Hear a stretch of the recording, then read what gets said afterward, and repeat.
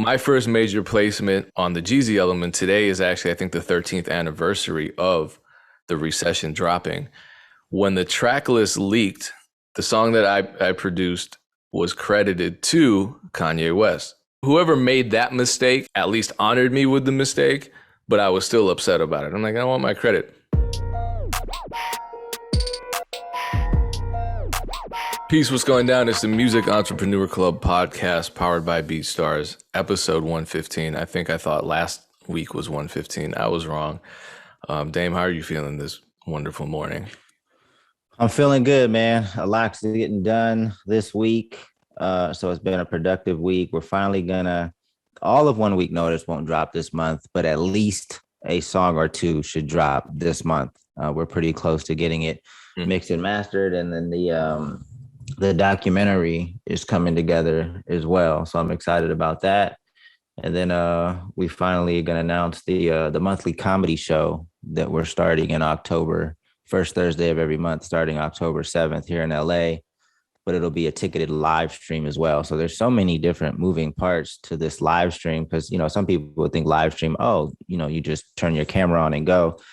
But the way we're trying to do it, we're trying to have like TV quality production so that we can potentially sell the show to a network or record the show and then partner with a bigger platform to get the in-person revenue, to get the live stream ticketed revenue, and then, possibly have somebody air the show a week or two afterwards and collect another check. So we're trying to see if we can do that. But in order to do that, it has to be a really good quality show. And there's just hella moving parts. So super busy. I know you didn't want to know all that. But yeah, that's what I've been trying to figure out. Just trying to make sure that it's quality out the gate. Yeah, well, I expected no less from you. And then, of course, if you throw your comedians in the mix, they have pretty high standards. Having said that, there's really not been a story in the music business world as, I would say, talked about, as contentious, as infamous, as notorious as basically anything related to the Donda album. And I know you want to talk about Soulja Boy's reaction, and it's not just what because Chris Brown is mad for some reason. I don't know. I don't even know what that's about, or if anybody knows about that. Before we talk about that, probably the same reason, I'm assuming. Could be, but he didn't say. He was just mad. Could I talk about something positive quickly about the Donda album? Yeah, and I really hate that I want to talk about Donda because I think there's some things that we can learn from it. But, as I've said before, I'm not a Kanye fan. I've jumped off the Kanye train a long time ago. And I really just don't understand his influence at this point. I'm not a hater. I'm not trying to tell other people not to listen to Kanye or to not, it's just my decision to jump off the train a long time ago. I don't support him and some of his views as a person. So for me, I can't separate the two, right? Like there's way too many artists out there that are just good ass people that also make good ass music that I rock with as a person that fill up my music listening time. But some people can separate the two. Some people, it doesn't matter what you do as a person. If you make good music, then they rock with you. And I guess, to each his own. But I do think that there are some things to learn from this whole Donda fiasco. So that's the reason why, we're addressing it today. But you said there's the positive. Go ahead, Payne. What did you want to talk about? Well, it comes from a tweet by Illmind. And Illmind pointed this out. He said, I love that Ye made sure, and Illmind has worked with Kanye, I think, more than once. He writes, I love that Ye made sure all the production credits and all the co-productions were listed at launch from jump. That simple thing changes lives, and I hope it always happens, especially with big releases. Damn it. If Ye and his team did it, then you might look crazy if you don't. Show love. Heart emoji. And I do think that that's really, really important because You're right. For producers, that can really change their lives. It can really help their careers. It can give them a boost. There's nothing worse than being a part of something and a big part. I mean, if you produce the beat on a song, you're half of the music, or at least a significant portion of the music. And so there's nothing worse than creating this collaborative product and having to argue and explain and point out your role in it. Just psychologically, emotionally, that's a horrible thing for anyone to go through. Now there were a lot of replies, and I think this is a teachable moment. Somebody wrote, not gonna lie though, usually for independent artists, it doesn't pop up right away due to the distributors. Kanye has a whole team and the best everything. It would be weird if it didn't show up right away. Illmind disagreed. I absolutely disagree as well. He said you'd be surprised how often it's left blank, and I want to talk about that in a second. But the other reply that I saw that I think we really need to talk about is I can't even read his username, so it's cool. But someone replied to Illmind's tweet and says, "Doesn't he have to for the album to come out? Basic copyright laws." So I think a lot of us misunderstand the laws of the music business, and essentially the music business is all about copyright law, because copyright law and intellectual property law are the same thing, and that's the center of the music business. So to elaborate on this question, no, producers are not guaranteed credit. They're not, by no stretch of the imagination. And let's be honest, for producers, that credit does mean a lot. And a lot of people end up searching for production credits online. And who controls these sites? Think about it. Allmusic.com, Genius.com. You're probably, I just want to stop you for a sec because you're probably going to confuse people. Because when you say, I know what you mean by credit. So you're just saying that producers are not always credited, because on Spotify you can show like who wrote the lyrics, who made the beat. Now that's what you're talking about. You're not talking about like actually receiving compensation, getting your percentage of the publishing, right? You're no, talking. And can I just say I'm so sick of people conflating words. Like words exist. But you gotta. But we've been in this for hella long now. We have to be clear. Like. I know, but it's just like it's like an argument with a toxic partner where you're like, yeah, but I said I would vacuum. Yeah, but vacuum should entail mopping. And it's like, why are we fighting about this? I'll mop, but you said vacuum. You know what I mean? We got to stop inventing words in our own meanings for words in our own head. That's not the purpose of words. The purpose of words is communication, not. Anyway, credits are credits, and ownership is ownership. Those are two very different things. You know what I mean? But Dame, you're absolutely right. Credit is listing and attributing the work to a name, whereas ownership is getting your underlying composition percentage registered. That's not what I'm talking about. I'm just talking about credit. And especially in today's world when there are no liner notes, really, like people aren't buying physical copies of albums when they're searching through liner notes and saying, oh, this was produced by so-and-so. Ironically, maybe not ironically, coincidentally, my first major placement on the Jeezy element today is actually, I think, the 13th anniversary of the Recession dropping. When the tracklist leaked, my beat, the song that I produced, was credited to Kanye West. And so it's funny that we're having this conversation now. In a sense, I felt kind of honored because it's like you're putting Kanye's name on something I made. Whoever made that mistake at least honored me with the mistake, but I was still upset about it. I'm like, I want my credit. And then when it did drop, I was given credit, of course, on the liner notes. So that wasn't a bad situation.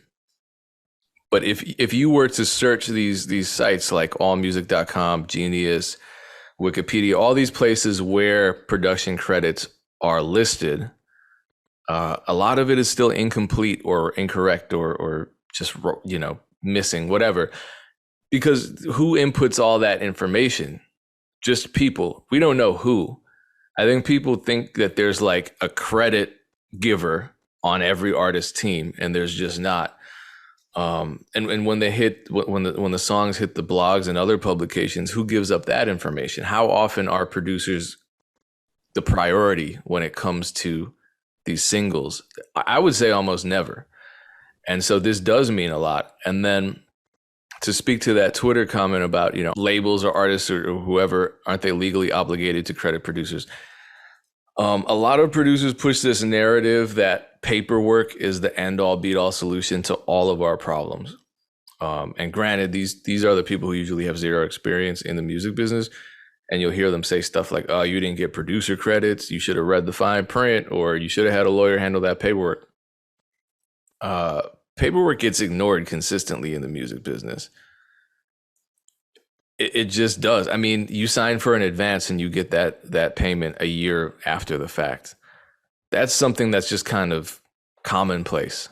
Or the song comes out and the paperwork gets handled a month or two after the album's already out. We got to start. We have to start observing these things in practice so we don't walk into a situation with a false sense of confidence because there's this almighty paperwork in front of us that we probably don't even understand. And paperwork generally does include a stipulation about producer credit. I've always seen it written as in good faith effort language, which basically means if we give you the credit, we give you the credit. If we don't, we don't. But we'll try. We'll put in a good faith effort to give you the credit. It's like, what does that really mean?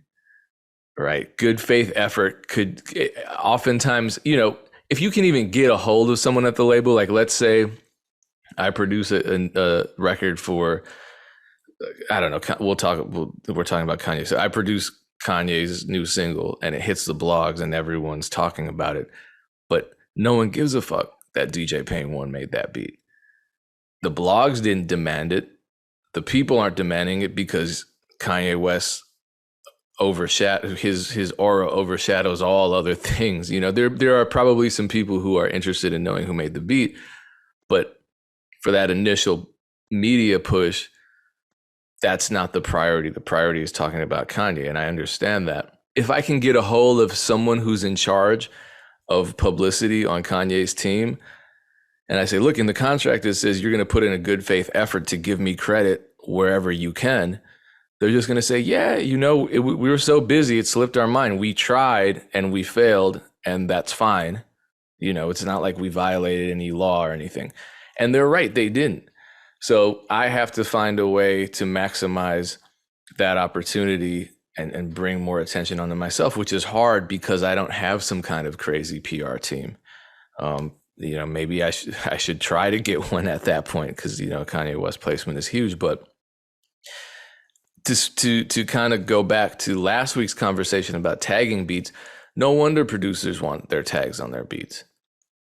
With all this attention on these projects, when producers and songwriters get left out of the publicity frenzy, of course it's natural. And so that's why I think that conversation elicited a lot of really strong reactions about tagging, because at the end of the day, artists want recognition and they want credit, and I think that's fine. I just think we need to really understand how things work in practice, what paperwork actually means for us, and also I think that reacting right away is not the right choice. And I've definitely reacted poorly to situations in which I wasn't credited. And I'm not going to sit here and say I regret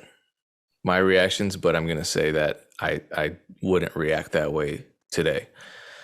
And now let's talk about reactions, because this happened not from producers getting left off, of credits, but other Well, artists getting left off of the actual album.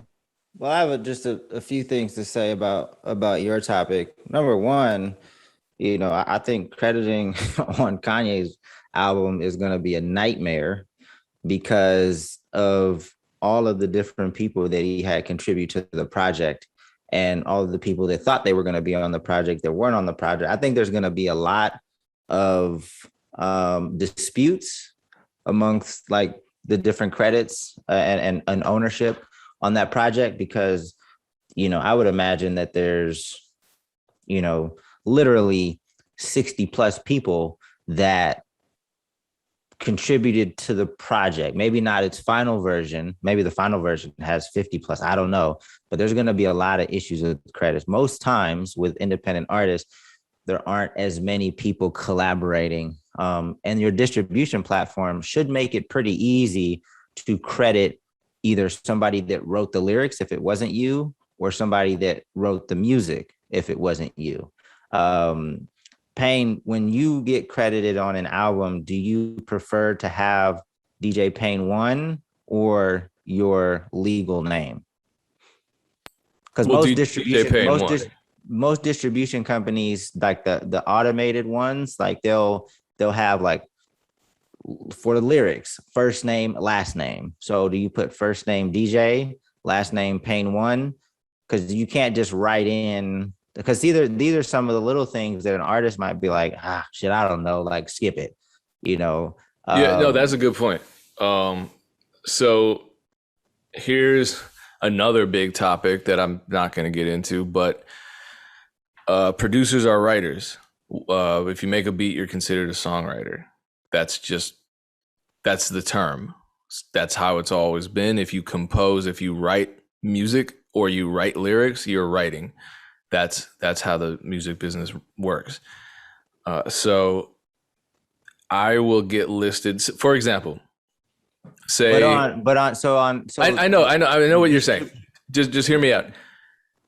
With regard to these distributors, they have separate areas to input writers' information. They have separate areas to input feature information. They have separate areas to input producer information. A lot of that overlaps, obviously. So, for example, if you have Young Jeezy featured on your record, it's going to say featuring Young Jeezy, but a writer is going to say Jay Jenkins, which is his legal name. If it was produced by me, it's going to say produced by DJ Payne 1, but it's also going to list Pakal Bailey as a writer in the writers section. So to answer your question, it's both. If you look at a writers section on these credits, if they're inputted right, you're going to see a whole bunch of names, way more names than you thought were involved in the song. And that's because it could involve co-writers, features, producers, or whoever created the sample if the song contains a sample. That's why I think that gets confusing. But to answer the question, that's how it works. So I can see that getting done wrong a lot because of that confusion. For me, I'd rather just have DJ Payne 1 because nobody's looking up my legal name when it comes to my production credits or how to reach out to me professionally. So you're telling me on Spotify there's a space for produced by and written by? Like, yeah, I'm about to pull up Spotify right now because I didn't even know. Because when you upload it, most distributors just have, there's not a separate producer. Basically it's DistroKid. DistroKid, when I go into, I was literally doing this last night and it said music by, lyrics by. So my assumption is obviously the music is by the producer. So I put the music. So I'm going to circle back to the producer today and ask if he wants me to put his legal name or producer name. But there was no other separate section for producer. Like it was just. Matter of fact, I'm going to pull up, I'm going to share my screen right now. And I'm going to show you what this looks like. Here's a recent placement, the Pooh Shiesty record. Performed by G Herbo, No More Heroes, Pooh Shiesty. Written by, now this is everybody's name. This is my name here, my legal name. Produced by, this is me. So there's that overlap. Obviously, Herbert Randall Wright III is G Herbo. So you see the overlap. Right, but what I'm saying is, because I'm logging in to DistroKid right now because I literally am uploading a song, You're just wondering how to input all that info? but the only options here are, and again, this is just DistroKid. So I use a few different distributors. So when I distribute through Foundation, I probably have more flexibility. They're more hands on. Mm. DistroKid is more just kind of a do it yourself type situation. So it has, when you upload a song, obviously the song title, audio file, songwriter, songwriter's real name, explicit lyrics. Is this a radio edit, instrumental? You can choose a preview. You can choose when you want your song to preview on like TikTok, Apple Music, etc. You can set a set track price. So it's just songwriters. So you can add the songwriter's name here, which I'm assuming what you showed was, your legal name. But where do you even put the producer? Apparently, there's a tab under the goodies menu that says enhance your music, and then you go down to credits, and that's when you can include all of that information. Goodies, get heard now, promote yourself, special access, enhance your music, credits. Yeah, and then you click on the individual. So this is kind of higher level stuff. If it's confusing to us, it's probably going to be confusing to a lot of other people. And so again, I mean, I don't think that this is an intentional thing, but the fact that after however many years of streaming and digital distribution has been available, that now we're just now seeing that option. Because when did Spotify even start showing credits? I know it was showing certain credits, but it wasn't including producers or wasn't including engineers for a long time. The fact that now we're just getting to this point shows how low of a priority to the capital M, capital I music industry giving credits to creators actually is. And that's that, where does that leave us as engineers, as producers, as songwriters? I would say it leaves us in a space where pushing for change is a necessity. Sharing information like what Dame and I are doing now is a necessity. Educating our peers is a necessity, and expending energy to make it better for the next generation of creators is also a necessity. Yeah, I didn't even, and the fact that it like the producer, what you're saying, the differentiation between producer and songwriter, so that you can put your legal name and your producer name, like that should be an option when you upload the song. I didn't even know about this goodies tab. This must be, so I don't use, obviously I don't release a lot of music anymore, so I don't use DistroKid that much. The reason that I'm uploading a song this time is because the comedy show has a song, like it has a song associated with it, just like In Living Color did, just like any show does. So that's what I was trying to figure out last night. It's like, okay, how do I properly credit people? But I think that's a change that distributors should make in the uploading process. It should clearly differentiate, producer versus songwriter. Because I thought it said, person who did the lyrics, person did the music. Obviously, that's the producer. The lyrics were done by the artist, and I thought I was good to go. I didn't know I had to go to this goodies tab after the fact and add the production credits. And we're just talking about one distributor. Who knows how the other ones have changed their stuff? Because it feels like a Or if they've retrofit. changed at all. Like, Yeah, exactly. If that's even an option. supposedly DistroKid, the why I like DistroKid before is because they were supposed to be on the forefront of things, and I think they are relative to other distributors, but yeah, it's still a challenge. What about in terms of, like, do you demand? I know every producer wants their name to be on like the back of the cover of the artwork under each song. Is that something that you argue for, or how hard do you go to bat to have your name on the cover? Not very hard. They, God, these situations are so stressful because on the one hand, you might be fighting for an advance and for a split, or you might just be fighting to have them send you the paperwork. The song might already be out and they're just not making it a priority to even handle the legal element. And then once you get it, it's like, how much back and forth do you have the energy for at this point? And how much back and forth are you going to put your lawyer through and all this? I think, I guess if it's a single, yeah, that'd be great. But then, it goes back to something that you always say, which is what's my brand power? What's my leverage as a beat maker? You know what I mean? If I'm going to do a new, if I produce Eminem's next single, knock on wood, how relative to Eminem's brand, what is my brand? So that's something to consider. I would just say in general, producers can ask for it, but I mean, that's not a normal thing. I mean, for some artists, it's normal to put on like, okay, produced by, like, right under the title. And I think it's an ask, but I wouldn't go to war for it, or I wouldn't kind of sever a relationship for it. So that's how I would look at it.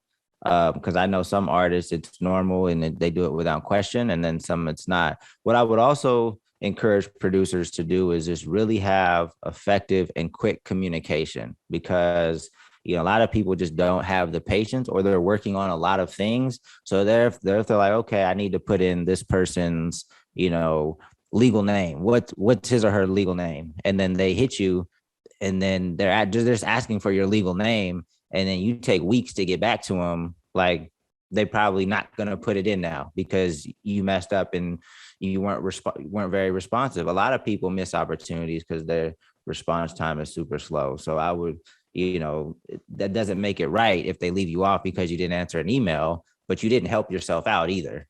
I've So also found too, in those situations, you can give someone your information 10 different times and they might ask you an 11th time. Or, you might give your information to 10 different people and there's an 11th person that needs that information and they're ultimately the ones that enter it. So there's just, when it comes to fuckery, there's enough to go around. Yeah, but I would just, I always encourage artists, producers just to have your home tight. Like, you can't basically, so you don't have control over how other people operate. Just like, with Funk Volume, I was like, oh, okay, other people are showing up late, they're doing things on their own time. When you work with us, we are going to show up on time. We're going to respond on time. Like, that's how we can only control our house. So I would just, have that be a message to all creators out there is keep your house tight, keep your house organized, and you be professional, despite what you're seeing around you, because you might see a lot of bad business, but don't let that influence your business. So the other piece of this that we wanted to talk about, obviously, when Donda did come out, there were some people that expressed their frustrations because they thought they were going to be on the project and didn't end up being on the project. Soulja Boy was probably the most viral person that voiced his frustration, called him all kind of names. But that just got me thinking, because I've been in a lot of situations where a producer or artist thought they were going to be on a project. The communication was bad. The project came out and that person wasn't on the project. Payne, I'm sure this has happened to you. You thought your beat was going to be on a project and it came out and it didn't. Yeah. And it wasn't on the project. Yep. Interscope still owes me money for that, actually. So how did you handle the situation afterwards? And like, what do you feel like should have been done to make it a little more easy to swallow that you weren't on the project? I don't think it would have been easy to swallow. I was sad. But thankfully, that was a point. So I had already filled out the paperwork and gotten half of the advance up front. Everything was going smoothly. I was like, I'm on this album. The day it comes out, My big brother Sha calls me up early. He's like, my dude, I just bought the album at Best Buy. You're not on it. I'm like, what are you talking about? I even went to all the online retailers and I saw that my song was on the track listing, but then it just wasn't there. So fortunately for me, I was calmer at that point in my life. And I didn't fly off the handle. I didn't go online and say, F so and so's a bitch, this and that. But I also, and this was important, I also didn't hype up the project beforehand and say that I was on it. I stopped doing that years prior because of this. Because, had I told everyone, I told a select few people that I knew in my circle, had I told everybody, I'm on this project, and I'm not even saying the name, I'm on this project, and it did debut at #1. I would have loved to be on it. After the fact, they released it. That's why they owe me money. I wasn't on the physical projects, but now when you look on the streaming platforms, my song is there. And there are legendary artists on that song. So, I'm glad it came out. I love the record, but damn, I wanted the physical copy. And I wanted to maximize on that. And I feel like it was a lost opportunity. But I think had I just, flown off the handle and went straight to social media with my emotions, that could have been bad. Also, I'm not Soulja Boy. I'm not already established. I'm not already wealthy.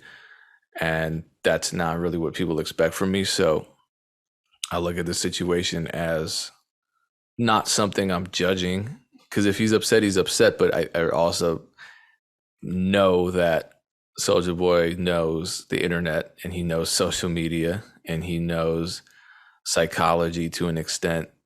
And I think this is just him maximizing the Donda frenzy, and it's working. And I would say, if you have a project that you tell somebody that they're going to be on, and then you decide to take them off, like obviously you're allowed to change. You're allowed to change your mind if it's your project, if it no longer fits the vibe for whatever reason.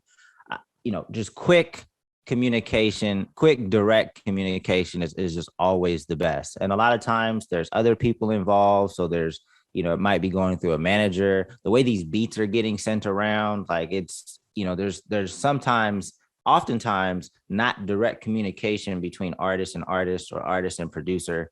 But if it is your project and you're making different changes, I would just communicate as quick and as clearly and directly as possible, so that you don't have people blowing up, and just causing an issue. Obviously, I don't think Soulja Boy. I mean, Soulja Boy's known for these antics at this point. His Breakfast Club interview with the Drake comment.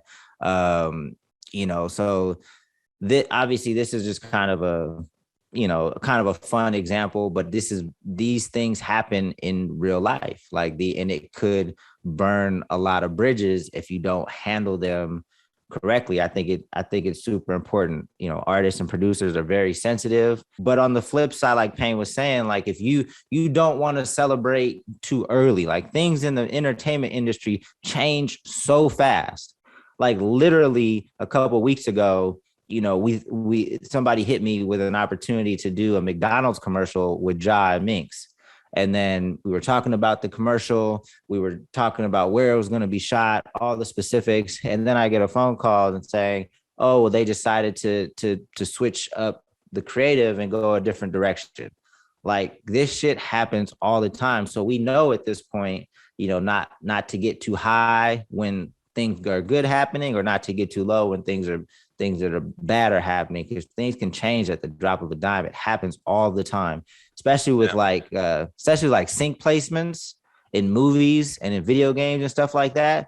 They change their minds all of the time. So until that game or movie comes out, or at least until you get paid, like do not celebrate too much. you But can be even when you get excited. paid, because they'll pay Yeah. you for these sync placements, and then when the I'll take that though. I'll take that one. As yeah, long as yeah, you pay but you me. get the money, and then you talk about it like, yep, sign the. You can even show the paperwork, like, yep, I'm on this, and then you're not on that. You got your $5,000 at least, but we're artists. We love making money for our art, but when our art gets excluded from whatever we were paid for, that hurts a lot. Yeah. Well, yeah, well, at least receiving the check makes it a little easier to swallow, in my opinion. Yeah, you can kind of wipe your tears away with the check, but like it still hurts. As Payne flexes with his check. I see That's a that, check man. I wrote Nice, to some artists. nice, So this nice. is they'll be wiping their tears Yeah. with my money. So yeah, have you listened? Have you listened to Donda? Are you a fan of it? I feel like I need to have an immersive Donda listening experience. That's my way of saying no. I haven't had time to sit down and listen to it. Yeah, I I've don't. heard the singles and stuff, and I heard Donda chant mostly because I heard so many people criticizing it. Like, I, why? You've never heard an affirmation or a meditation before in your life? You people are so uncultured. Yeah, well, I don't. I haven't heard it. Don't plan on listening to it. So yeah. I'll But listen to it and tell you how it sounds. I've seen mixed reviews. I've seen some people that love it, some people that don't. It was just a huge fiasco, and props to him for being able to keep up the buzz. But I don't understand his influence. To be honest, I don't understand how he became like the biggest thing in music. With all the antics and everything that he did. I just don't understand how powerful. I mean, I understand how powerful his influence is, but I don't know how he got that. Like it's his influence is crazy. Which is why he's a billionaire. So props to him for that. I just don't get it. Um, so, but yeah. Anyway, if you enjoy Donda, that's awesome. If you don't, not everything's for you. So we can wrap it up though, Payne. All right, once again, appreciate you tuning in. If you want to get alerted every time we go live, which we do twice a week with our free music business mentorship program, you can just hit up beatstars.live at 3 p.m. Eastern Standard Time, Mondays and Thursdays. Or if you need reminders, which a lot of us do, you can text a certain code to a certain number. You'll get alerted every time we go live. What's that information, Dan? Just text MEC to 844-206-7800. You'll get a text right before we go live. We got some really dope sessions coming up. Actually, today, Monday, when this podcast drops, because of the holidays, it was hard for me to get a guest. Everybody wanted to push it back to another date. So instead of, actually, I don't want to commit to that just yet. So there probably won't be a session today. But we'll continue next week, next Monday with my session. So don't look for a text on Monday. I got to figure out. I know my sessions always fall on certain fall and winter holidays, like Thanksgiving. I think my session falls on this year. So don't worry, there will be something. It just may be pre-recorded because, sometimes I have to be a human and leave the house and see family and loved ones. So until next time, appreciate you tuning in. Direct all Donda related anger towards Dame, please. And we will catch you next episode, same time, same place. Peace. Peace.